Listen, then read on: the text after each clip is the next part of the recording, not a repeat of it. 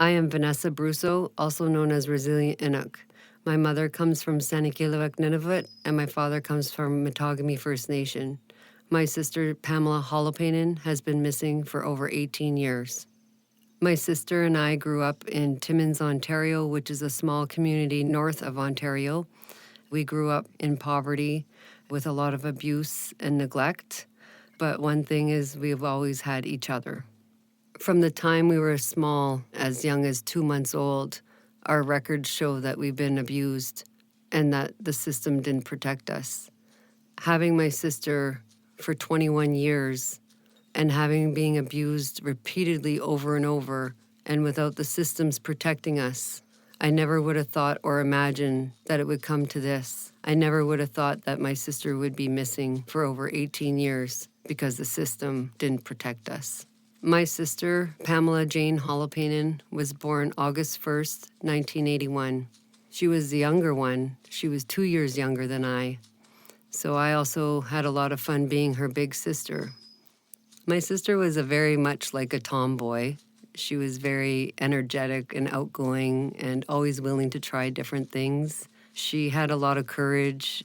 She had a heart of gold. I remember one Christmas, I didn't have any gifts for my children as I was going through a bad divorce. And it was only a few days before Christmas, and she brought over all their Christmas presents for them. A couple of years before my sister went missing, her common law has abused her and put her in the hospital. He spent a little bit of time in jail. However, they stayed together. They attended some therapy for a short period of time, and he didn't stop abusing her.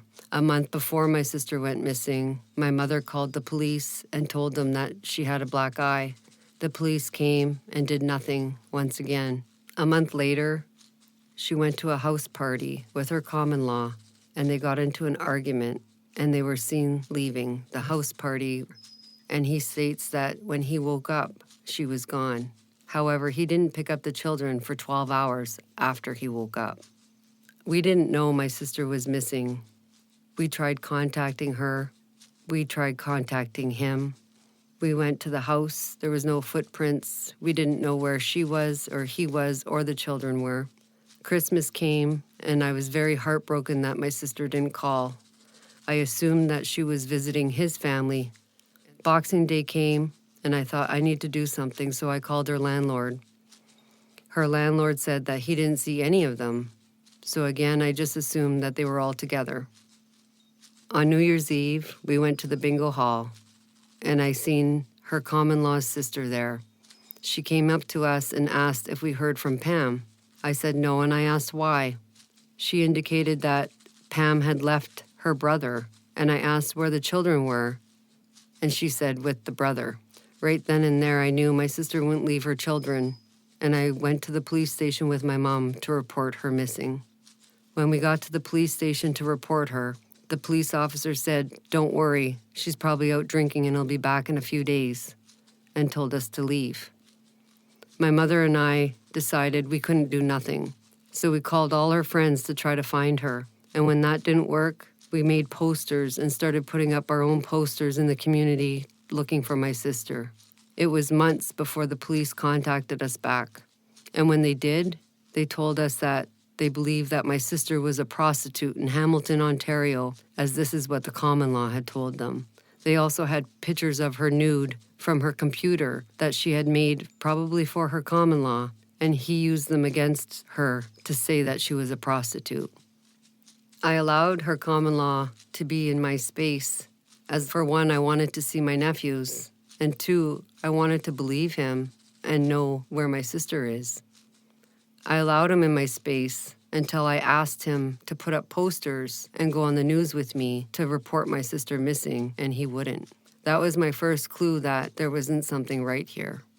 The common law was the only suspect in my sister's case. He was interrogated, he had lie detectors done, and he walked out angrily. He was surveillanced for over a year.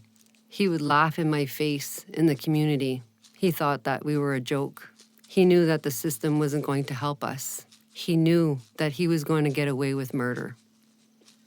This dress, I've chosen to use sealskin, as my sister is Inuk, And I think it's very important to recognize that Inuits still today use sealskin.